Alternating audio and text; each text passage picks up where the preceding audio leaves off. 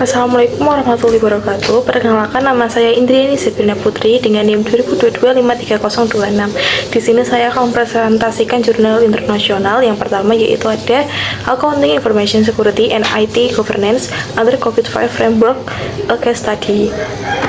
Selanjutnya yaitu ada latar belakang. Di sini jurnal ini membahas pentingnya penerapan tata kelola teknologi informasi atau TI yang menggunakan kerangka kerja COVID-5 dalam meningkatkan keamanan sistem informasi akuntansi. Dengan perkembangan teknologi informasi yang pesat, sektor perbankan menjadi lebih rentan terhadap risiko keamanan informasi. Hal ini mendorong perlunya mekanisme tata kelola TI yang efektif untuk meminimalkan risiko pemrosesan data dan menjaga kerahasiaan informasi.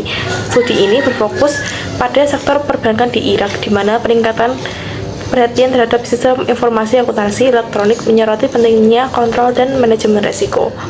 Selanjutnya yaitu ada tujuan. Tujuan dari jurnal ini adalah untuk mengeksplorasi peran penerapan tata kelola TI menggunakan kerangka kerja COVID-5 dalam meningkatkan keamanan sistem informasi akuntansi.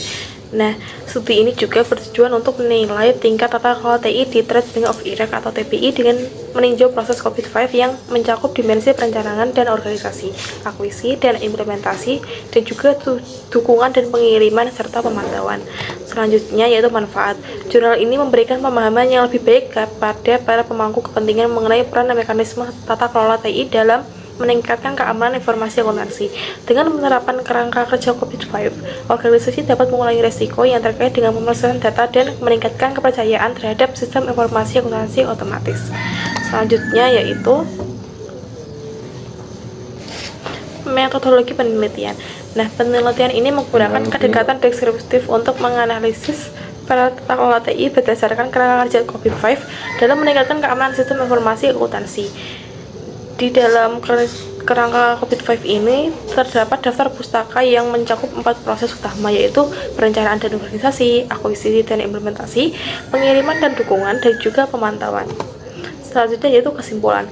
Penelitian ini menyebutkan bahwa penerapan mekanisme tata kelola TI berdasarkan kerangka kerja COVID-5 dapat meningkatkan efisiensi sistem kontrol internal dalam sistem informasi akuntansi elektronik.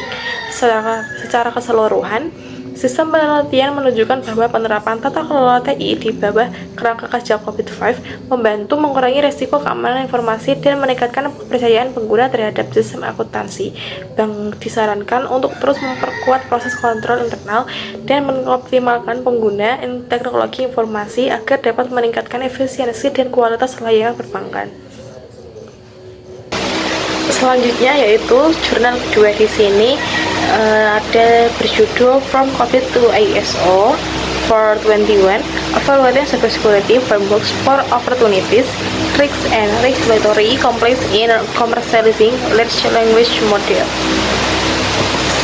Selanjutnya yaitu ada latar belakang. Cyber Security Framework telah menjadi standar penting dalam keamanan siber yang diakui secara global dan digunakan oleh berbagai sektor organisasi. Namun, munculnya teknologi baru seperti Large Language Model menimbulkan tantangan dan peluang baru yang belum sepenuhnya dicakup oleh kerangka kerja ini. Yang LLMS yang semakin digunakan oleh perusahaan besar untuk meningkatkan operasi dan kebijaksanaan keamanan cyber dapat menghasilkan konten yang salah satu bisa menyulitkan penerapannya dalam praktik keamanan siber yang ada. Selanjutnya yaitu ada tujuan. Yang pertama, untuk mengevaluasi kesiapan kerangka kerja keamanan siber utama dalam pemanfaatan peluang yang ditawarkan oleh integrasi LLMS. Yang kedua yaitu menilai bagaimana kerangka kerja tersebut mencakup mitigasi risiko dan pengawasan manusia terkait LLMS. Yang ketiga yaitu menentukan sejauh mana kerangka kerja ini siap memenuhi ketentuan hukum seperti di sini ada manfaat. Yang pertama yaitu memberikan penilaian akademis pertama tentang kesiapan kerangka kerja keamanan cyber untuk integrasi LLMS. Yang kedua, mengidentifikasi celah dalam pengawasan risiko yang diadakan oleh LLMS. Yang ketiga, menyediakan rekomendasi untuk evolusi kerangka kerja agar lebih responsif terhadap teknologi AI terbaru. Selanjutnya, yang keempat, mendorong diskusi yang lebih luas tentang peningkatan regulasi dan standar keamanan cyber terkait AI.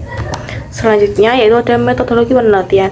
Metodologi penelitian mencakup analisis elemen ini, inti dari setiap kerangka kerja, penilaian kerentanan terhadap ancaman LM, dan evaluasi terhadap kemampuan kerangka kerja ini dalam memenuhi peraturan yang akan datang seperti Undang-Undang AI Uni Eropa.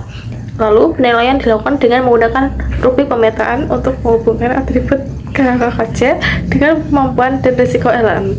Selain itu, analisis melibatkan validasi oleh para ahli manusia dan pemrosesan menggunakan LLMS untuk memastikan konsistensi dan ketepatan. Pada domain PAE, aktivitas mencakup pendefinisian, kebutuhan dan pengelolaan serta aset konfigurasi LLM. Rekomendasi meliputi inventaris aset dan pembaruan konfigurasi agar sesuai standar keamanan.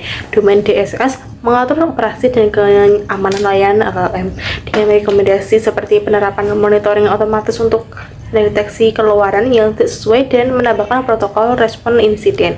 Terakhir yaitu domain MEA, memastikan kinerja dan kontrol internal LLM sesuai standar. Disarankan evaluasi kinerja dan kontrol yang lebih ketat untuk mendukung keamanan dan kepatuhan. Setiap rekomendasi dirancang untuk mengurangi gap antara kapabilitas saat ini dan target yang diinginkan dengan fokus pada peningkatan keamanan, kepatuhan, dan efektivitas penggunaan LLM dalam organisasi.